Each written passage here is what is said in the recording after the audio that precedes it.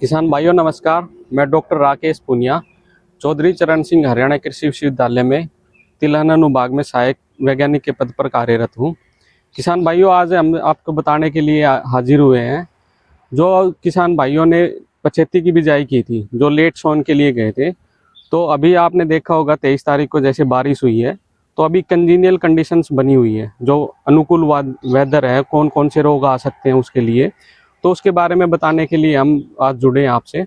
तो किसान भाइयों, इसमें दो मुख्य रूप से जो डिजीज आती हैं, जो मैंने पहले भी अपनी वीडियो में भी बताया था, जो सफ़ेद रतुआ है जिसको हम वाइट रस्ट बोलते हैं, तो उसके लिए एकदम से कंजीनियल अनुकूल वेदर कंडीशंस बन गई। तो आपने देखा भी होगा अपने खेतों में, जो किसान भाई पछेती की बिजाई के लिए गए हैं उनके खेत में अभी ये रोग आ चुका है। तो इसके लिए जो सिम्टम्स हैं, आप कैसे इसको पहचान सकते हैं।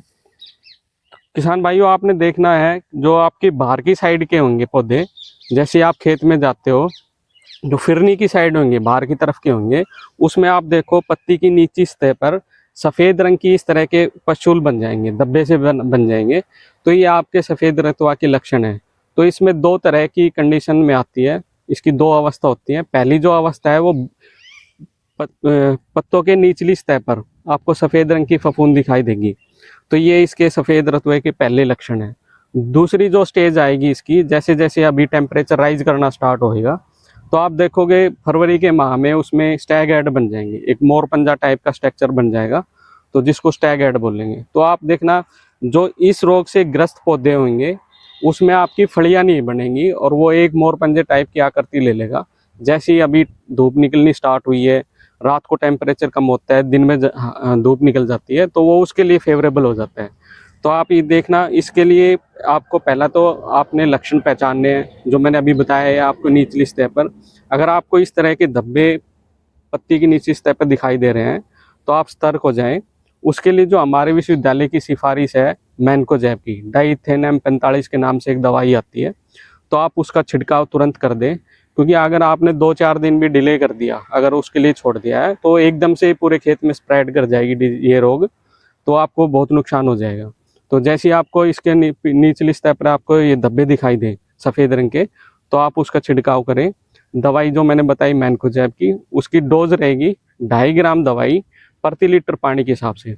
जैसे अगर आप 100 लीटर पानी यूज कर रहे हैं, तो उसमें 250 ग्राम दवाई आपने यूज करनी है।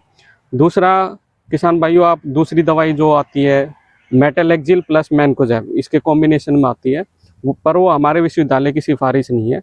वो CIBRC साइट है, जो इंसेक्टिसाइड बोर्ड है, सेंट्रल इंसेक्टिसाइड बोर्ड, तो उसके ऊपर भी रजिस्टर्ड है। तो आप वो केमिकल भी कर सकते हो। उसमें मेटालेक्जिल 4% है, मैनकोजेब उसमें 64% है। 8% के कॉम्बिनेशन में भी आती है और 4% की भी, तो आप उसका भी छिड़काव कर सकते हैं। तो इसके लिए 2 छिड़काव आवश्यक है। जैसे आप पहले छिड़काव करते हैं, तो 15 दिन के अंतराल पर आप उसका दूसरा छिड़काव करें।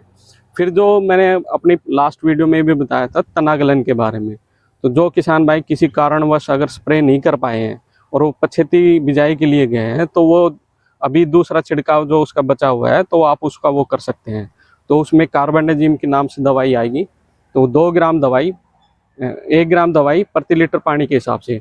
आपने जो स्प्रे के लिए जाना है, जब 1 ग्राम दवाई यूज करनी है, तो 100 लीटर पानी में जैसे 100 ग्राम दवाई लग जाएगी, तो उसका छिड़काव अवश्य करें, तो आप इन दोनों रोगों से बच जाएंगे। क्योंकि जो भी आपके यील्ड में जो पैदावार में नुकसान होएगा, जो कमी आएगी, तो इन दोनों बीमारियों का बहुत महत्वपूर्ण योगदान रहता है उनको कम करने के लिए।